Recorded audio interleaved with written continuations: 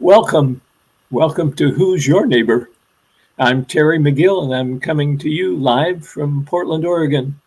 Or if you're watching Facebook recording or YouTube video, I'm not live there. It's a recording. So, who's your neighbor? When COVID hit, what I became aware of after a few months was we don't know our neighbors. Not only that, but there were people living together that could get along fairly well, put up with each other, as long as one or the other of them left the house for 8 hours or 10 hours at a time. And with COVID, people were shut up in the same house, sometimes a studio. It was not pretty. Um, I used to work, this is history, but I used to work for the Portland Police Bureau in crime prevention. And I listened to Lynn Landau one day. We all did, because she had this caller, a woman who was in an abusive situation, had been in it for 15 or 20 years. And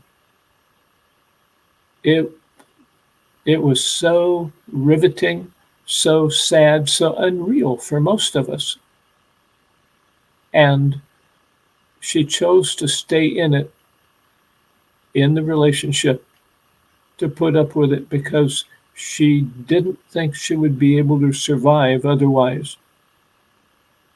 So that's a real side trip that I hadn't even thought about for 15 or 20 years. Tonight, our guest for 30 years, I'm going to let him tell his story instead of me telling and him. So I'll ask our producer to bring our guest on tonight, Donald Toman. And Donald, there you are. So for 30 years, you did things to people. I've been a health practitioner, trained and licensed in Oregon as a massage therapist. And I never felt I knew enough. So I've been one of those people that keep collecting classes and certifications and things that I can do. So, and that's what I did. I was in California originally, moved up here, and got licensed in Oregon and continued with my practice up until just over 2 years ago when I was diagnosed with throat cancer. And so something that I never thought would happen to me because I was walking my health talk and never thought I thought I was immune, happened to me. So I've had a great learning experience over the last 2 years of beginning to understand what it feels like on the inside about cancer and opening my opportunity to explore everything that could possibly make a difference and finding, With your health? with my health, Yeah. and finding which things were most important. And one of those things, actually, most recently, has been my experience of working with you. Um, Somehow your name popped up on Alignable, and I thought, well, that's interesting. So I did an inquiry to find out more about you and ended up meeting you at the Renaissance bookstore and doing an hour-long session.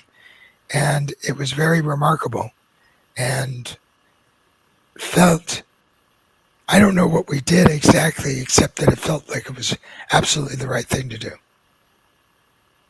So what I do for people who don't know is I tune into the unknown, and it's got a bunch of names, and all it means is I connect to something and I ask, what is it that Donald needs? And then I get answers, and I do toning, like and and my body will shake, and sometimes the people that I'm working with their bodies will shake, and most of the time people go, "Wow, I don't know what you did, but thank you." Oh, so I'm not unique in that. No, no, but let's focus on you. You've had 2 years living with cancer and the after effects, and not doing body work anymore. No, fortunately, I have two little advantages. One, although I was never able to put very much money aside in my work, my mother took care of that for me. And when she passed away, I inherited money that I've invested, and that so that I wasn't in an emergency mode. One of the biggest things I had to learn about. So there's a book called Radical Remission, and it details a statistical analysis of a whole bunch of people who've gone through radical remission in cancer. Most of the time, a lot of the people didn't do any chemo or any allopathic stuff, but they ended up with remission that the doctors couldn't understand. That's why it's radical. And she found 9 things in common. And one of the things I already knew about is that cancer is not just something that happens to you. It is actually inside a thought that I'd much rather check out than deal with what's going on with me right now. So my first job was to discover what that was if I was to survive. And my son helped me come up with it. And I probably owe my life to my son Michael right now. He said, I really want a dad. And I said, well, wait a minute. I'm your dad. We're biological and all that. And he didn't seem to be the answer. And I thought about it, and I realized that just because just in the way I hadn't let my first wife into me, in our experience, I never thought I deserved to have a son, or 2 sons for this matter. And I didn't let them in. Since I had limited amount of time at that point, I didn't know if I was going to live a few more months. I changed it instantly. And we created a relationship that's become very strong. That's remarkable. That we're both very grateful for. And he's invested in Bitcoin, has more money than he could possibly deal with in his lifetime. So he's given me the freedom to explore all sorts of different modalities and people to see what I can do to help myself. What an amazing story. Keep going. So, first of all, I had been fasting when I suspected there was something pretty wrong. And then after I got the diagnosis, and I was convinced by my other son, who's very scientific, you've got to go and do all this, and if you don't, you're going to die. So I did go ahead and book chemo and radiation. I didn't feel good during the first chemo treatment, so I just began fasting. Now, one of the side effects of cisplatin, 20% of the time, is a real drop in your electrolytes. So the normal realm of my sodium is supposed to be 135 or so, and I dropped to 104. I knew something was wrong. Well, I didn't know. I was still in denial, but my wife did. When I went to the bathroom, got off of the toilet, ended up in the bathtub, and I couldn't lift myself out of my bathtub. I didn't have any ability to make my muscles work. Wow. So she called my son, who happened to be in town, to pull me out of the bathtub. And I was in ICU for 4 days while they balanced me. Continued with the fast because they don't want to give you food whether it was at a critical point where I could go into shock. So they had to make sure they controlled everything. And then I was not easy for me to eat at the time, so I opted for having a feeding tube put in. And so I couldn't eat before and after for a while. So over 10 days, I was down to 124 pounds. Whoa, and you're what? How tall? 6 foot? Well, no, I'm 5'7". My normal weight was 145 to 150. About a year before the cancer, I was at 172. And I had been doing intermittent fasting and gotten down to just under 150. Actually, And maybe then a you little went to lower. 124. Yeah. Wow.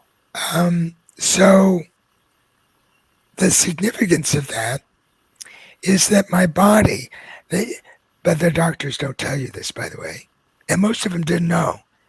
I don't think they know. But in the medical literature, if you fast on chemo, it's much more powerful. And you don't have the digestive side effects of throwing up and nausea and stuff. So when I came out of the hospital, about 3 weeks after the first chemo and my first radiation, I went back in for more radiation. I wasn't ready for more chemo. And they said that my tumors had reduced over 50%. And about a week and a half later, they were gone. And they don't normally see that. And what did the doctor say about that? They don't know. What I say is the fasting and maybe the shock. So if you're fasting, the tumors are dependent upon sugar. And if there's not sugar, they'll take anything. So they took a good blast of that chemo. And I was in remission for 6 to 9 months. So this was, well, actually, believe it or not, I think, what is today, the 7th? I got out of the hospital February 10th, 2021. So that's 2 years ago. So it's 2 years ago, almost today. And in March of 22, I had a dental surgery. My saliva glands were gone on one side, and so the teeth started dissolving. I'd already had one loose tooth, and between that and the radiation, it had fallen out, and I was losing another one too. So a few days after that, I went back in for a CT scan, and it showed that I had tumors. There was inflammation that had shown up. And I thought that was just an anomaly from the dental surgery. But to this day, or to like a month and a half ago, there's been continued slow growth. I had metastasized tumors. By the time I had fully addressed it, it wasn't just the tumors in my throat. It was tumors that were all over me. So they all had gone to sleep for a long time. Now, what we don't know, or what I didn't know then, is one of the side effects of some of the vaccinations is cancer. So because I was, scared, and I didn't know if my immune system would handle COVID, I got vaccinated and boosted. I now have things I've discovered that I can do. In fact, I did get COVID afterwards, and I had, a case, but I had things I did, so I was pretty much done in about 3 days. Done with the COVID? It took a week before it stopped showing up in the tests, but within 3 days I was normal again. So, and part of that is that my inquiry into all these different supplements and things, I keep discovering things intuitively and whatever that I can use to help me be better. One of the things I've realized is that before I formally was diagnosed with cancer, I had a splitting headache that was debilitating. And that went on from September to November until I discovered, actually October, until I discovered that I needed to change slightly my diet, that my blood type couldn't handle black pepper, beef, and tomatoes. Wow. And some other things. So I got rid of those and my headache went away. But I was still feeling overwhelmed. And if you can imagine, with someone with a diagnosis of cancer, of course they're going to feel overwhelmed. I discovered that the feeling of overwhelm, your body physiologically is overwhelmed, and the emotional state you feel is overwhelmed. I think you can almost diagnose that someone has cancer by how overwhelmed they can be. I'm sitting here going, wow. So you've had cancer. Did you go through an overwhelmed state? I don't think so. I think I stayed in denial. Well, I was in denial and overwhelmed, so maybe the same thing, we don't know. In any case, since then I found particular supplements, one of which I just discovered in the last week or so, that's up my energy level. In fact, before that supplement, if we'd had this, you'd asked me to come on, I may not have had the energy to do it. Wow. I started doing business presentations again 3 weeks ago. I've got another one scheduled next week. And for me to think about leading it, putting it on, and organizing it would not have been possible weeks ago. Takes a lot of energy. It does. And it's mental and psychic energy. Yes. Now, I may not have the psychic energy yet to do body work on people, but I am also can be an excellent consultant and guide for them to help them find out what works best for them. Because that's the other key thing that is talked about in the book, is obeying your intuition and finding what works for you and listening to that. You know, one of the things that's fascinating for me, of the several things that are, is realizing that not having a relationship with either one of your sons was contributing. And then that you actually dived into it and transformed. Most people won't. Well, I had enough skills, but most importantly,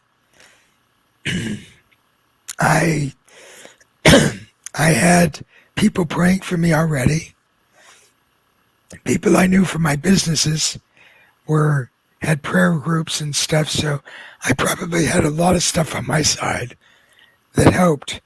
And it wasn't just with my son or my sons, it was actually with everybody.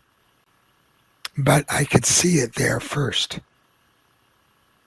It was So you were able to transform whatever that was inside of you that kept you isolating yourself?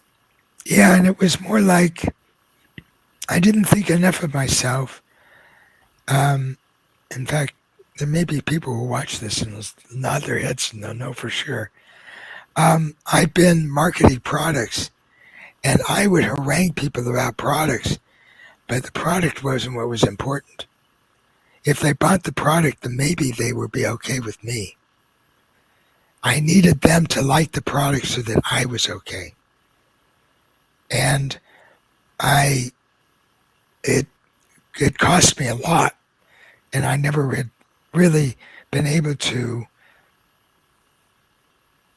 verbalize it or understand it until that moment with my son.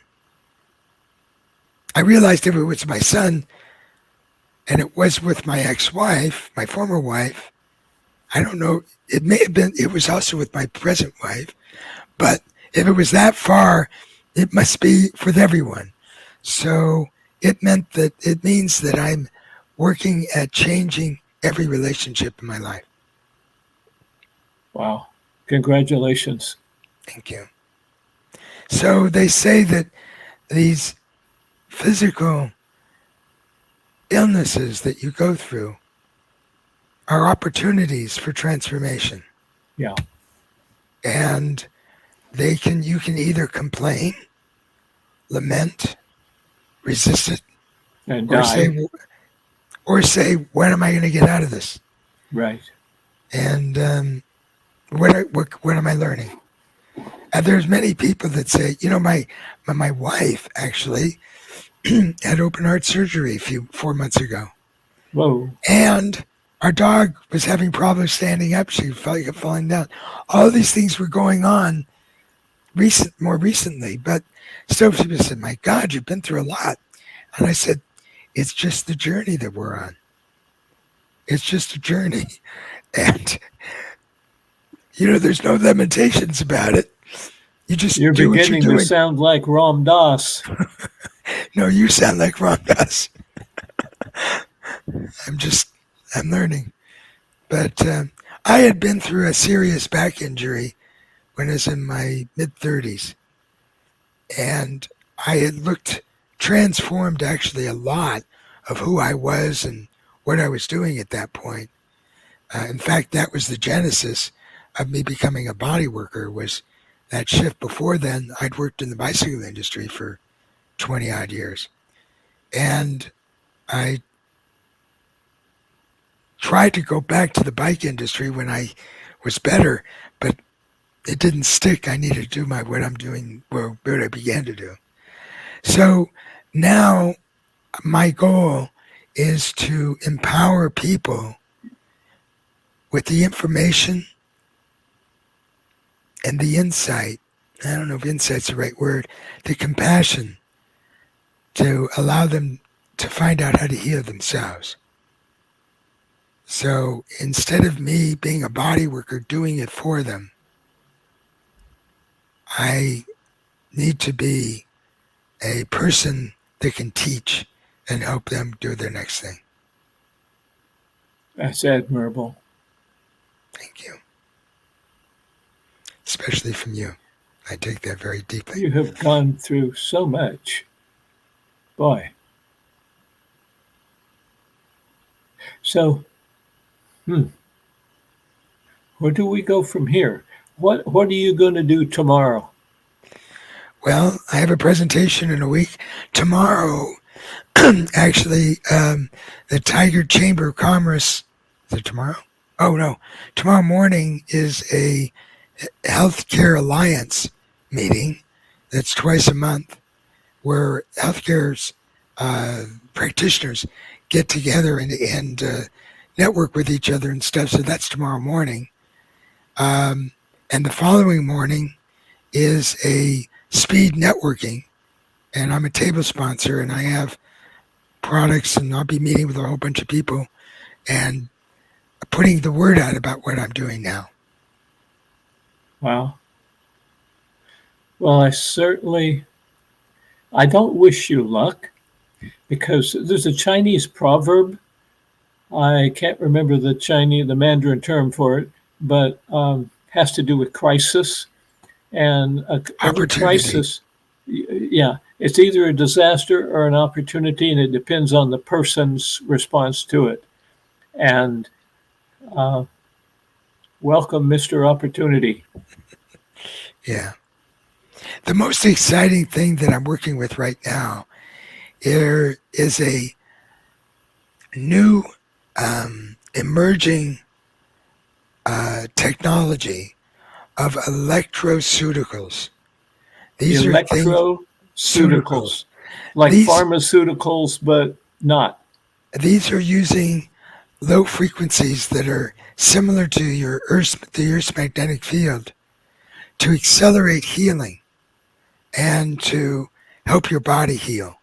Microcurrent, PEMF, but there's a new version of all these things that have changed my life for over a year. And I've been using them myself and have continually seen how they're helping other people. And one of the biggest pollutants we're dealing with is electrosmog. Yes. And by the way, it's not just 5G. It's not just Wi-Fi. At the beginning of 2019, 60 communication satellites were put up into space. 60? There are now over 2,000 more than there were before. And the radiation fields are increasing dramatically. If you wonder, everybody blames COVID on the fact that people seem to be less patient and more excitable. And I mean, they're doing all sorts of crazy stuff.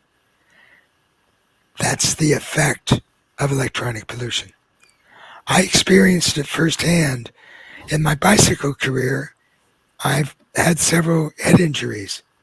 And over the years, it's gotten worse. So they got to the point where I was becoming short-tempered. This was before COVID.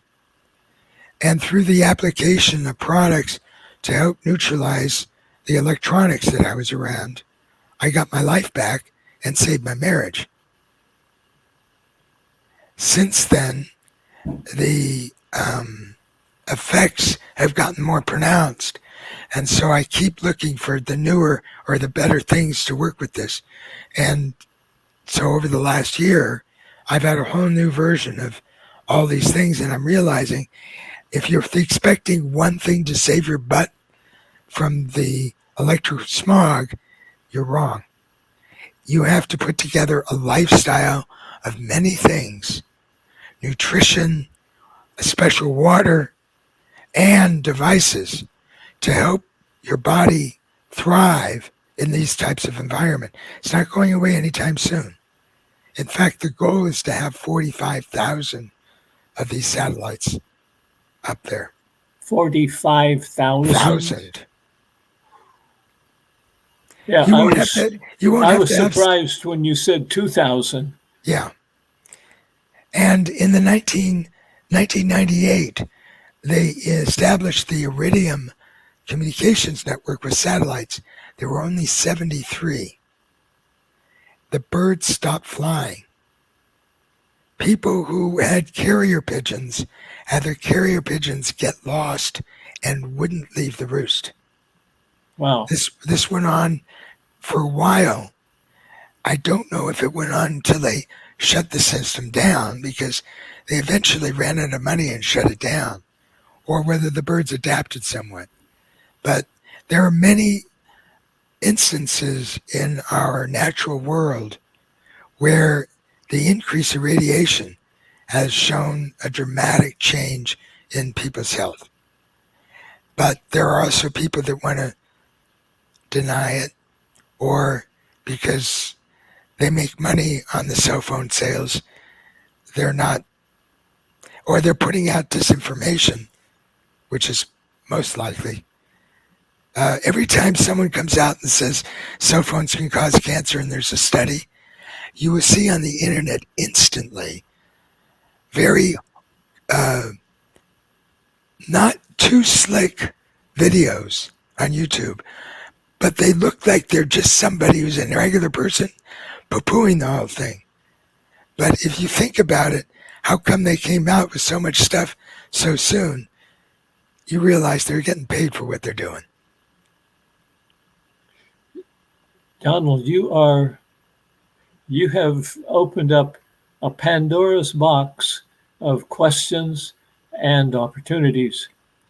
So I'm going to, I just noticed, for those of you that are watching, uh, our engineer lurking in the background has put the website, Donald's website up, Your Health Well-Being. And here it is right across below our faces. So if you're watching the video, you don't have to write it down because it's going to be saved in the chat. And you can write it down without stopping listening. Donald, I want to thank you.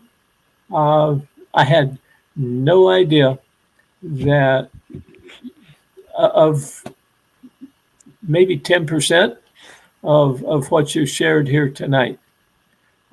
So for our viewing audience, we want to thank Donald, and you can connect with him, yourhealthwellbeing.com. His email is there also, and a telephone number. So, Terry, yes. I want to thank you for giving me this forum to inform people about what they can do. I actually have a research study I'm going to do in homeless camps and hopefully the school system, testing out devices that can calm people down and see if that works. Wow.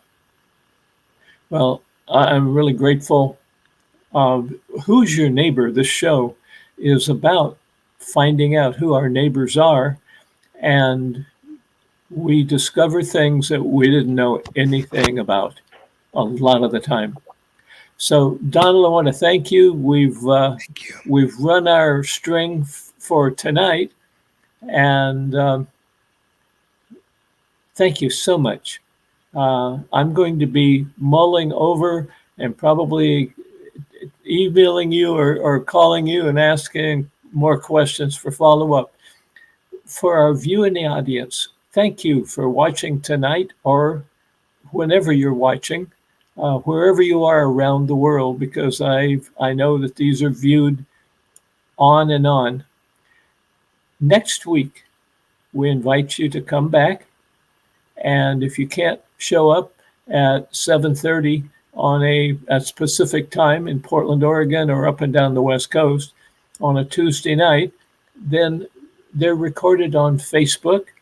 And if you can connect with some of the guests that we have had, they'll be able to share with you the video of their talk. Fascinating guests. You can look back through Facebook at the different episodes. This was number 44. There's a lot to look through. So until next week, I'm Terry McGill, and this is Who's Your Neighbor?